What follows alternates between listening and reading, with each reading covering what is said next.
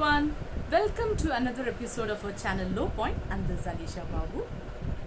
The word negotiable instruments may sound too technical and legal for most of us. For your information, cheque is one of the negotiable instruments. So, I hope the term negotiable instruments is not so technical now.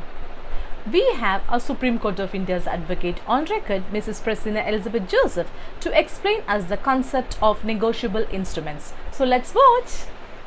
Negotiable instruments are written documents which can be transferred from one person to another for exchange of money instead of physically carrying money.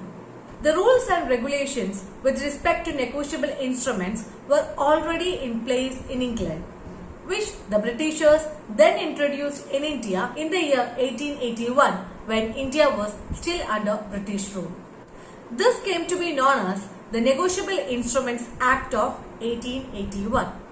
The object of introducing Negotiable Instruments Act of 1881 was to facilitate trade and commerce. There are three kinds of negotiable instruments. One, cheque; two, bill of exchange; and the third one is promissory note. First of all, we will deal with cheque. As we all know, even with the introduction of online mode of transactions like RTGS, NEFT, cheque continues to be the prominent mode of payment in the country. In cheque, there are three parties. One who has signed the cheque is called the drawer, the bank becomes the drawee, and the person in whose favor the cheque is issued is called the payee. There are different forms of cheques. We will see them one by one. The first category is ordered cheque. Here, the payee name is clearly written in the cheque and the payee can collect cash at the bank counter after presenting the cheque. Second category is bearer cheque. Here, name of the payee is not written. The person who carries this cheque is the bearer and he can encash money from the bank counter after presenting this cheque. Third category is cross cheque. Here, payee name is clearly written in the cheque and there will be two slant lines are put on the left hand top corner of the cheque and account payee is written within those two slant lines. Here, the payee does not get money from the bank counter. Rather, money gets transferred to his bank account. Fourth category is trunk cheque. As per the RBI guidelines, cheque truncation system is introduced wherein a cheque is scanned and the scanned cheque is sent from the paying branch to all other branches for clearance purposes instead of physically moving the cheque across bank branches. Fifth category is electronic cheques. Here, cheque is in electronic form with digital signature where paper, pen, ink are not used. Now let's see what's a bill of exchange. Bill of exchange is mainly used in trade and commerce. There are three parties in bill of exchange. First is drawer, person who is executing the bill of exchange. Secondly, drawee, person who is paying the money because of this bill of exchange. Third is payee, person in whose favor this bill of exchange is executed. Let's take an example of a manufacturer, distributor and retailer.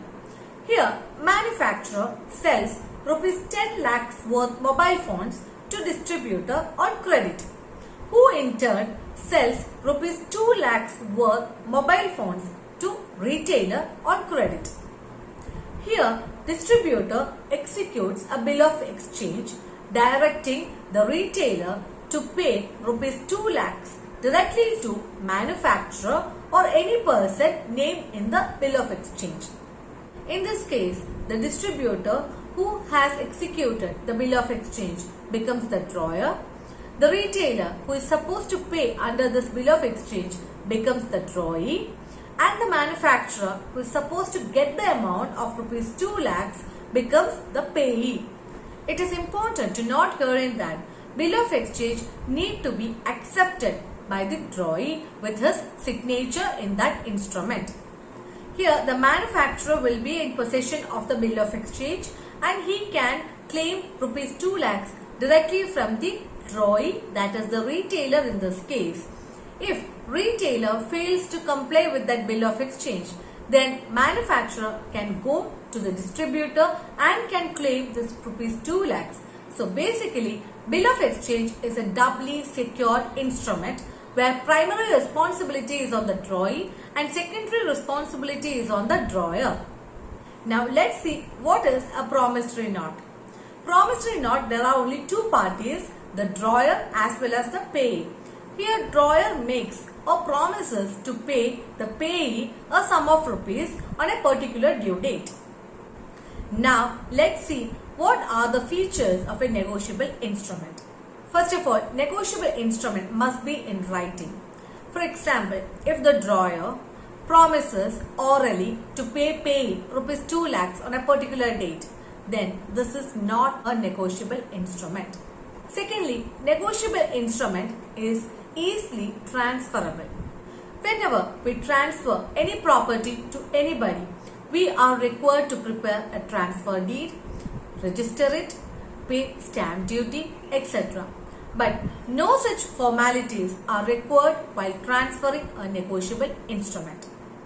A negotiable instrument can be transferred or negotiated n number of times till the date of its maturity. In promissory note as well as in bill of exchange, the specific date will be mentioned for making the payment. As we all know, the cheque is valid only for a period of 3 months. The ownership of a negotiable instrument can be transferred by delivery or by endorsement. Delivery means delivering the possession of that negotiable instrument, the holder becomes the owner. For example, in case of a bearer cheque, the possession of the cheque itself makes the bearer the owner of the cheque and he can encash the amount. Endorsement means writing something on the back of the cheque with an intention of transferring some rights therein.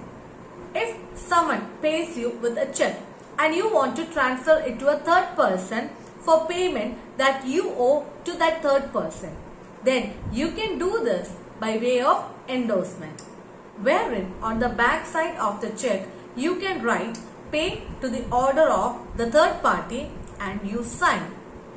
This is a valid endorsement. It's important that some banks do not accept third party endorsement of a cheque because of risk of fraud.